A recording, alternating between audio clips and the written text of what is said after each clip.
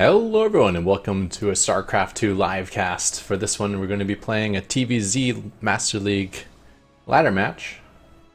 Casting from a replay here against Faith.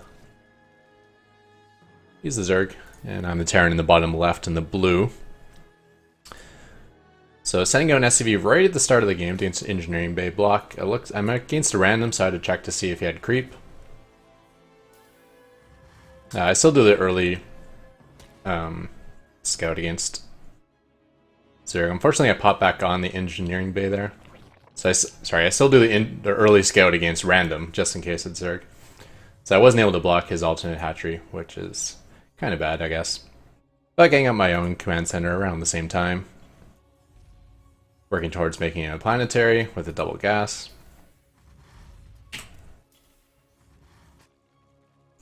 Meanwhile, Zerg is taking his gas and getting spawning pool complete. And initial set of Zerglings coming out to clear out the engineering bay.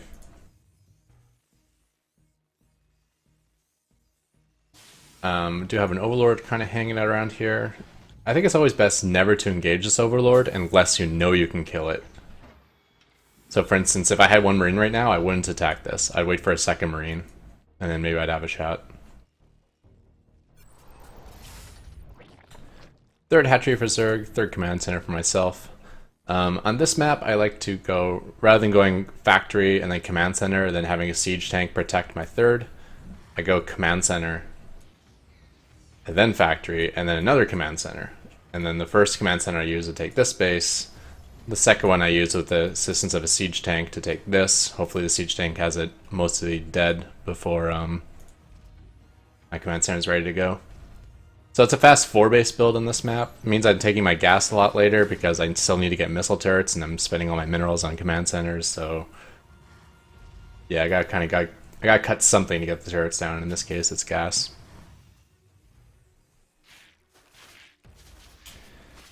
Looks like rocks are going down.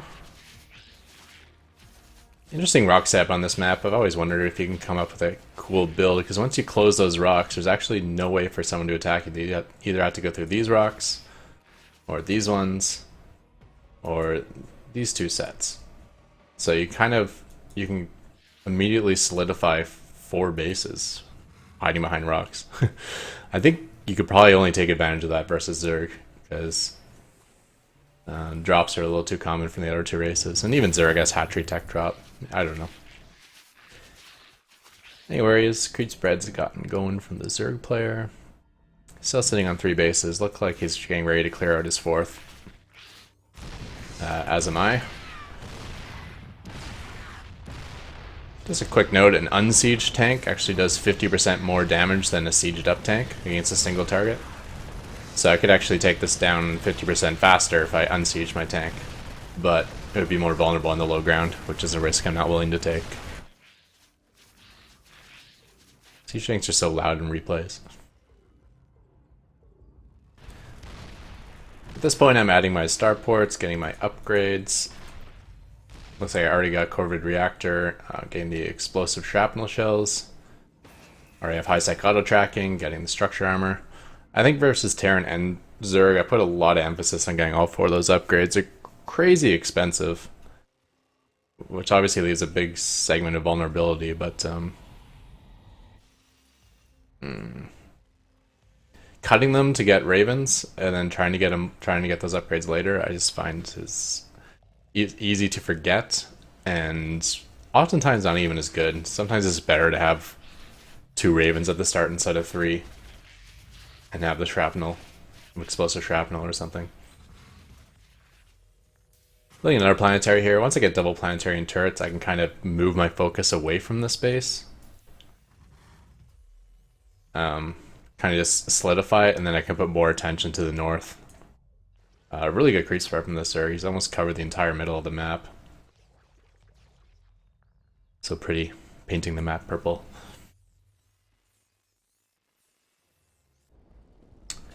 Getting ready to take the 4th here, not aware of the burrowed Zergling though, unfortunately. Doesn't mean the roaches can't attack my command center though.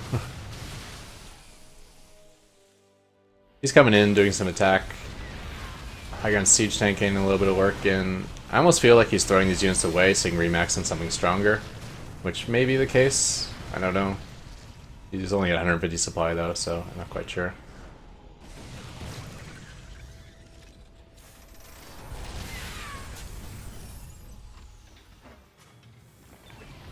Do you see the creep on my doorstep? So I decided to move out and start working away at it with auto turrets. I wouldn't suggest doing this with all your ravens. Usually like 2 ravens is enough.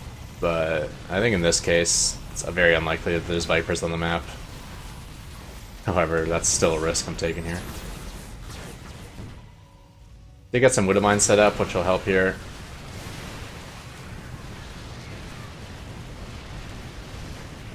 And the auto turrets doing pretty good work.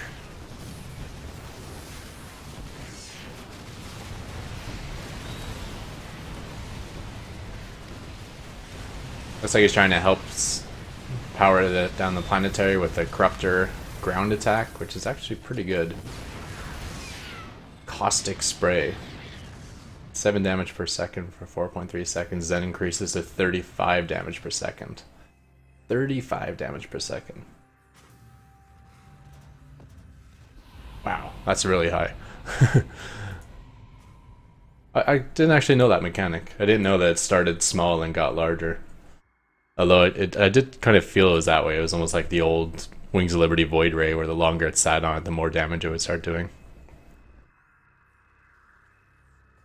With the second command center here, I did kind of temporarily move it north just so I can get an SCV on the low ground. Another option is to float your barracks over here, land it, and make a single marine to take this watchtower. The problem is if you use the select all army hotkey a lot, like I do, you may accidentally select that marine and tell it to run somewhere, which will send it like here or here, and that's outside the range of this Zelnaga tower. So you'll have to keep fixing it.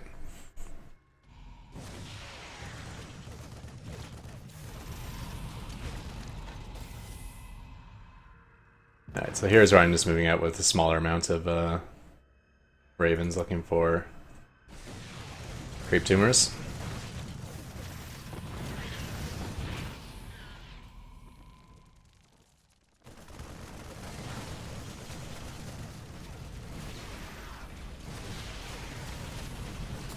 So the reason I chose this replay to go over is because this is a spot I find very difficult, and this is the first game I felt I was able to comfortably handle it. What it is once he has this, which is death to ravens in the form of parasitic bomb, I find it's really hard to do anything offensive at this point. Anytime you move out of the map with ravens, the more ravens you have, the more vulnerable you are to just getting completely wiped by parasitic bomb.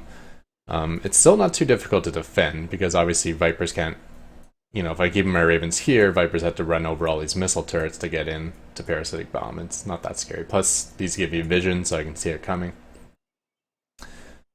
So if I get to a split map scenario versus a Zerg, I feel pretty comfortable against parasitic bomb. The problem is, once it's vipers versus ravens, it kind of makes it hard to do any advancement. And at this point, I don't have anywhere close to half the map. I did get the neutral base in the bottom, which is nice. But these top 3 bases I need to take as well, or at least 2 of them. 2 would probably make it even. Means he mines out 1 base more than I do, and then hopefully I can be cost efficient with ravens enough to make it about even. But ideally I want to take all 3 of these. And he's actually taken 1 for himself and the gas geysers, which he's going to populate. So he's actually going to be stealing some of my gas. And it's really hard to move forward for other reasons too, because he can best have static defense, he can put down creep. Wow, I had no idea I did that with Widow Mines. Oh no, I do remember doing that. Guess they didn't get in position very well. Oh yeah, these rocks are down, that's why they ran that way.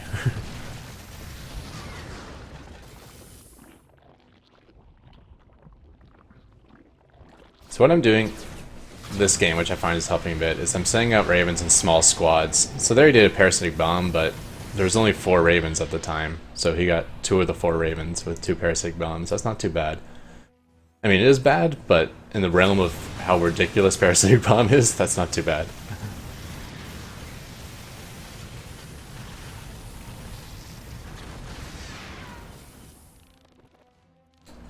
So Broodlords allow him to make me have to push into him, which I think is really good if it's split map, but unnecessary in this point of the game because I already have to push into him.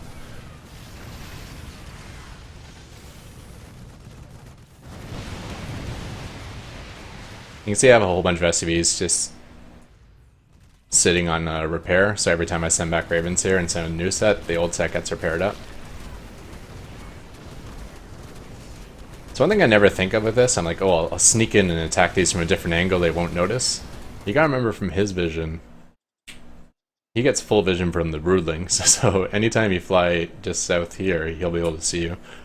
I always make that mistake thinking that he won't expect me coming from a certain angle, then I get like lambasted by Parasitic Bomb.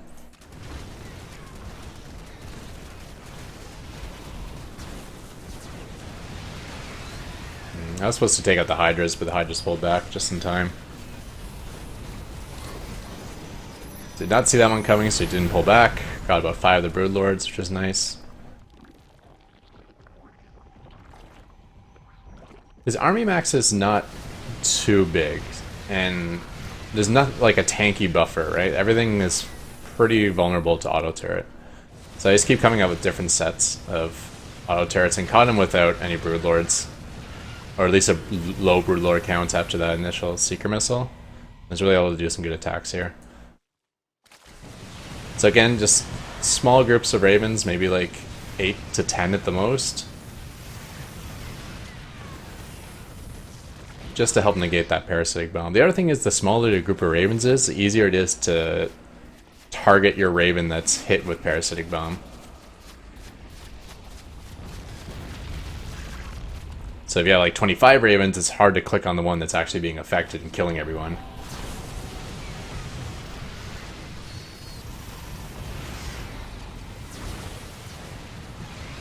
The other nice thing is, since you're constantly going out with these small groups of attacks, it's even with Consume, you can catch him without any Viper energy. I do see him cluster right there, so I decided to Seeker Missile. He tries to split, and he does, but every group ate a Seeker Missile. I guess it'd be better if one group ate 2 of them. So the workers, looks like he's already mined out half of this gas. So even if I take my half of the map right now, the gas intake will be even. Because I got 1 full extra base, but he got half a base extra and I lost half a base. So it'd all be about the units lost tab, and it looks like he's losing a lot more gas than I am. So again, if I can salvage my half, I feel really strong.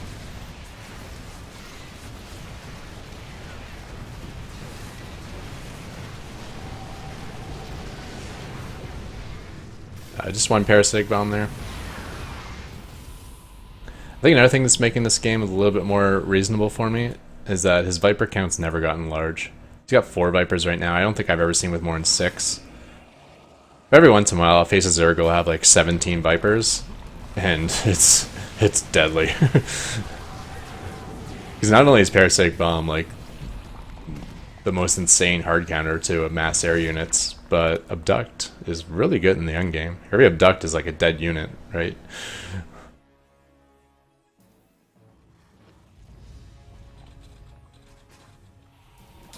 So able to take the north base now.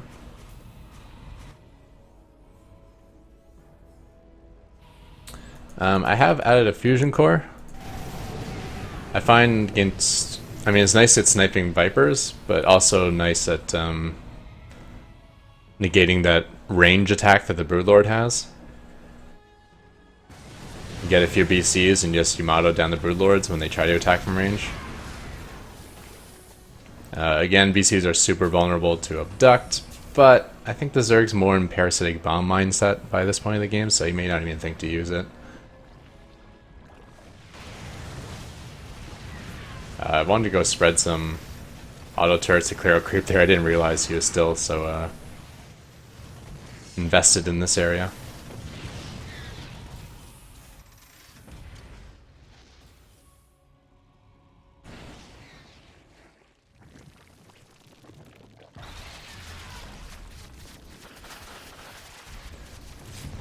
Let's break my attempt to take that base. One SCV survived though, so I'll get some preemptive missile turrets he doesn't know about.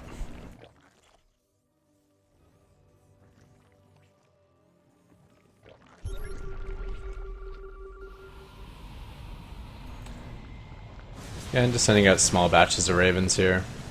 It's probably good to place a PDD before you place auto turrets, just so you don't take some extra hits. It's a micro mistake I make a lot. Lay out auto turrets and then PDD at the end, expecting them all come down at once, but they don't.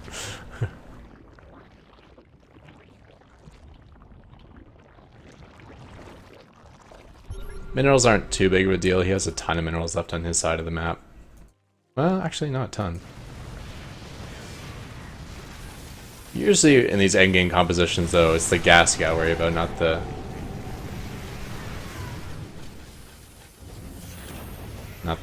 mineral count. Looks like I lost at least 4 Ravens there to those 4 parasitic bombs, even though I went out in a small group. And that's why facing like 17 Vipers would be really rough.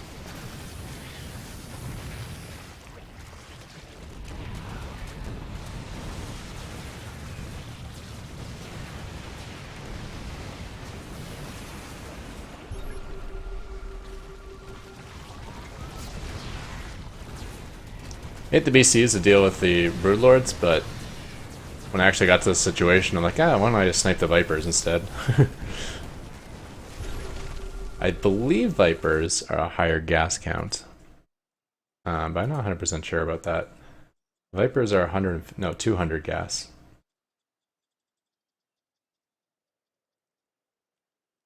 I didn't actually know that. I thought they were 150. I'm glad to hear that they're 200. It's Infestors that are 150, right? Yeah, okay. I always hate how Ravens, like every other spellcaster, is cheaper than a Raven. That makes me feel a lot better.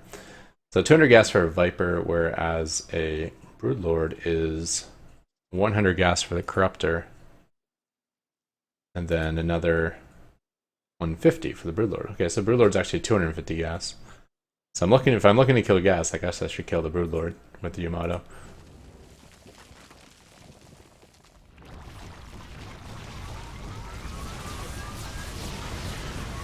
Again, focusing on Broodlords and Vipers to make some PDDs.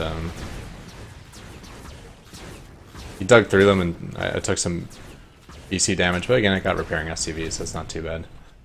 It's kind of how a big batch of repairing SCVs patrolling from here down to here, so it's kind of like my repair bay every time I pull back.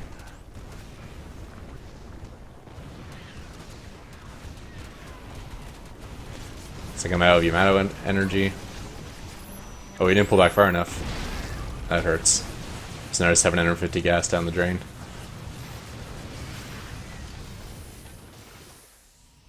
Man, I feel so much better knowing that Vipers aren't 150 gas. It's good to know that it's a major investment for them. And it looks like at this point he's going to GG. His gas count's down to 230. And he has another 1500 he can mine.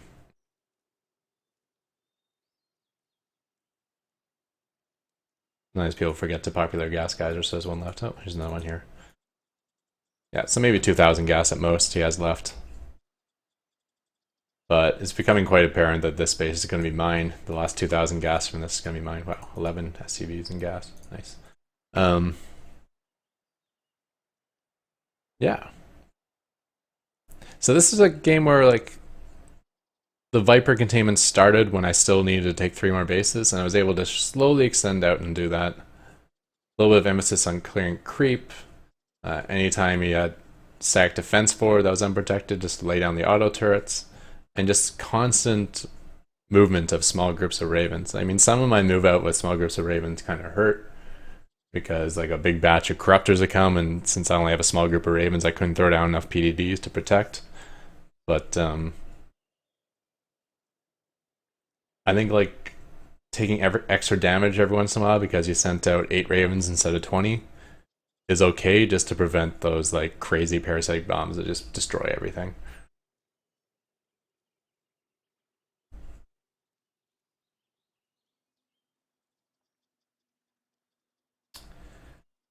I think I kind of like this BC idea too. The problem with battlecruisers is that I mean, Yamato has a range of like 10, I believe, like similar to Seeker Missile. But the problem is the BCs have this weird acceleration because they're slow and clumsy. Where like they'll go to range 10, like say I wanted to Yamato this spore, they'll come to like range 10, which is like here, and then they'll start slowing down, and it'll slowly drift to a stop around here, and then it'll start casting the Seeker Missile, or start casting the Yamato Cannon. And then Yamato Cannon itself takes a few seconds to go off. I'm not sure if it says 2 seconds. Um, so that's slow and clumsy, and during all of that time, it moves forward to expose itself as it decelerates, and then it sits there while it's casting the Seeker Missile, and it just makes it so vulnerable to getting picked off by a batch of Corruptors or pulled in by an Abduct from a Viper. That's why I don't like it, but at the same time, it's a long-range snipe ability. You can one-shot a Broodlord, you can one-shot a Viper, you can deal terrible, terrible damage to a Ultralisk. Not kill it, but dig enough through it that it makes the Ultras a lot more vulnerable. It's what, 400 damage? 300 damage. So yeah, I'll leave the Ultra at 250? 150. I actually don't know how much hit points the Ultra has. What I do know is that the armor is irrelevant when you're using Yamato Cannon. If I were an Ultralisk. 500 life, so it leaves it with 200 life. That's pretty good. Because it can take a long time to cut through all that health, and you can do it, cut through 2/3 of it instantaneously. Another option you can think of is Ghosts with their snipe ability. If you didn't know, this snipe actually is like very much like Yamato now, where it takes a moment to charge up, but then when it goes off, it does a pretty severe amount of damage. I don't know their hotkeys. So it's called steady targeting now. It takes a second and a half to charge, and then it does 170 damage. And like every other spell, it ignores armor. So like 3 of these can kill an Ultralisk. That's sort of idea. 170 is enough to kill a Viper with 1 shot. Probably sell it to 2-shot a Broodlord, I assume. Yeah, Vipers are 150 health, so you can 1-shot those. Broodlords are 225, so yeah, I would take 2, but you can probably often kill injured Broodlords with 1 shot. I think the cost is pretty low, so it's usually always available. It doesn't say the cost. I think it's 50 still though. And of course you still have EMP if you want to temporarily take the Vipers out of the equation. I haven't tried Ghosts. They're a heavy gas cost, so it's not like a cheap mineral investment. You do have to get value out of them. And a spell like this, it could be difficult because you could change like to attacking here or change to attacking here, and it's hard to move the Ghosts between these bases because they don't fly. So you could have a couple medevacs filled with Ghosts, but then again, that's making the game a little more APM intensive. There's the gas cost of the medevacs themselves, and then it's just one more unit type you have to be able to control. Not ideal for someone like myself whose mechanics are not the greatest for this game. But I think once they're in position, they're a little less vulnerable than battlecruisers, and obviously quite a bit cheaper. 2 Ghosts at the same cost as 1 BC. And only cost 4 supply rather than 6.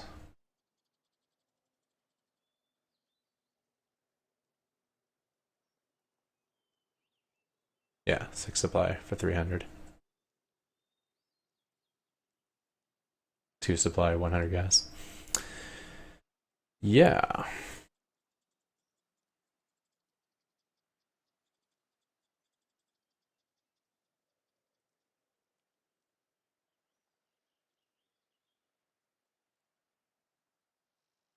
Anyways, I thought I'd share this game. First time I was able to smoothly expand beyond the point of the game when Parasitic Bomb came out. Certain things could have made it harder. If the Viper count was bigger, it could have made it harder. Although he was losing Vipers a lot, so I have to credit myself a little bit with that. I think another thing is if I have half the map already, then Broodlord's a really good choice. But had he gone, since I still need to push out, I don't think he needed the Broodlord so much. And that investment in, say, Ultralisk could be a lot tougher, right? And taking a new base, Ultralisk can clean up everything on the ground as you're trying to establish it. And of course, the Corruptors and Parasite Bomb can clear out everything in the air. It can make it really difficult to set up new bases.